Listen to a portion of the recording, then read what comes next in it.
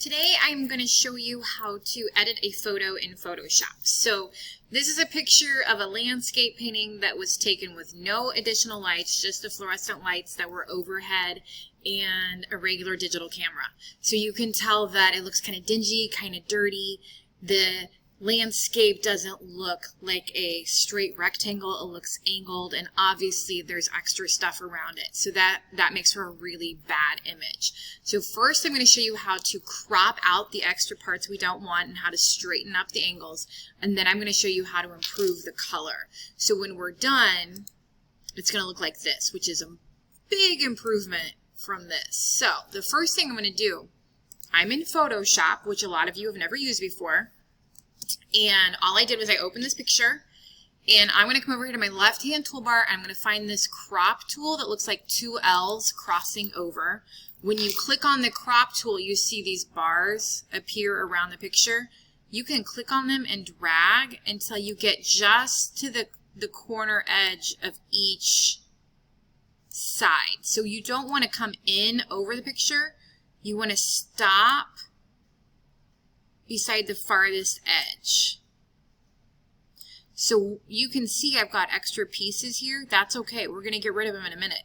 But you just pull these over. It grays out. We're going to get rid of it. And if you like it, you hit the Enter key on the keyboard, or you double click on the left side of the mouse and it will crop off the extra pieces. So that's the crop tool right here that we used. Now I've got these extra pieces I want to move around. So I'm going to go to the top toolbar to select all. When I do select all, it's going to put these dancing ants around the corners. I'm going to come to Edit, Transform. So again, top toolbar, Edit, Transform. I'm going to pick Skew. So Edit, Transform, Skew. Now I can come to these little corner pieces and I can pull. See how it angled it and it got rid of that extra little piece of paper there that I did not want.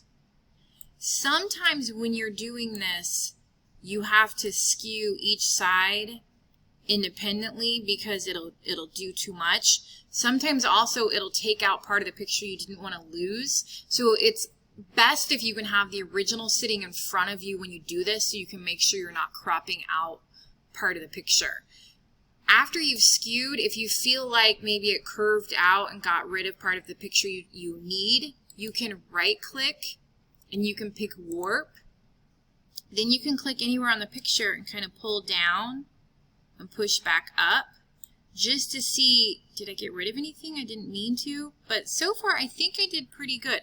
So what I'm going to do to get rid of this box is I'm going to hit Enter, and now I can see that it looks like I got pretty close to my edges. To get rid of this box, I'm just going to click the very first tool up here on the left-hand toolbar, and then it will get rid of that box. Now, I still have these dancing ants around the corner. If I go Control D to deselect, or select in the top toolbar, deselect, it will get rid of those dancing ants. So I can see here, I've still got a little bit of picture on the edges that I need to transform and skew out. So I'm going to select all again.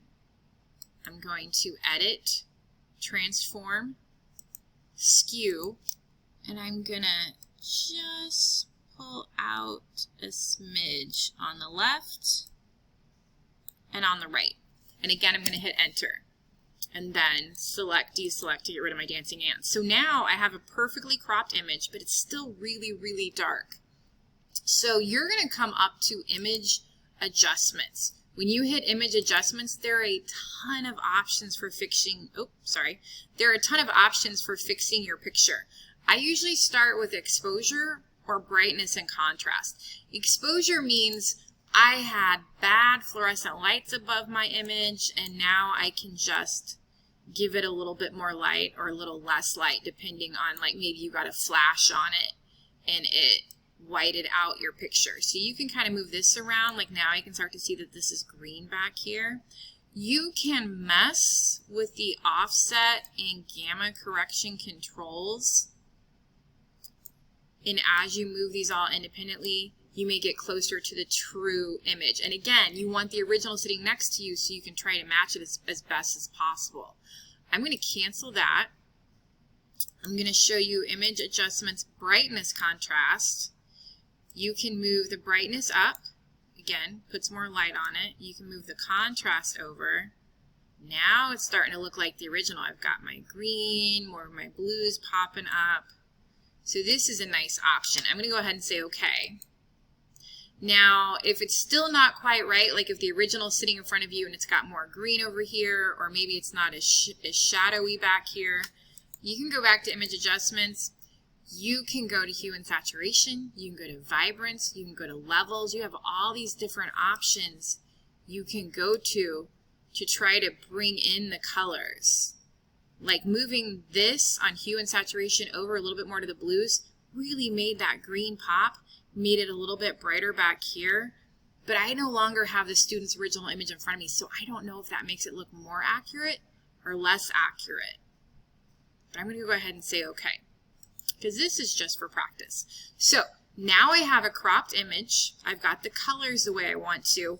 When you go to upload your final pictures to the AP website, it may tell you the file size is too big. So I'm going to go ahead and show you how to also change the file size. So I'm going to go to image, image size, and it's telling me that this picture is 13 by 11 inches, 300 resolution. That's a great resolution to have, but perhaps this is going to be too big for AP.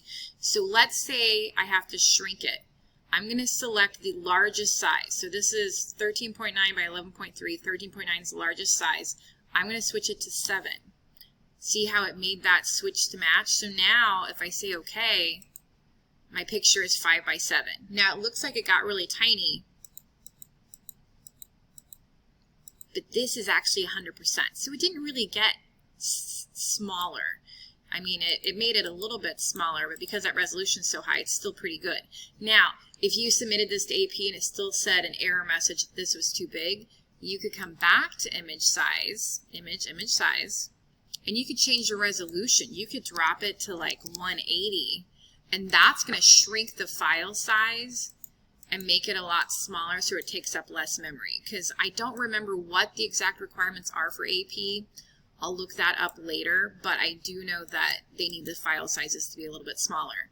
So then you can just go File Save As, and you can save it as a JPEG image. Make sure Save As type is JPEG image, and you are good to go. That is how you edit a picture in Photoshop.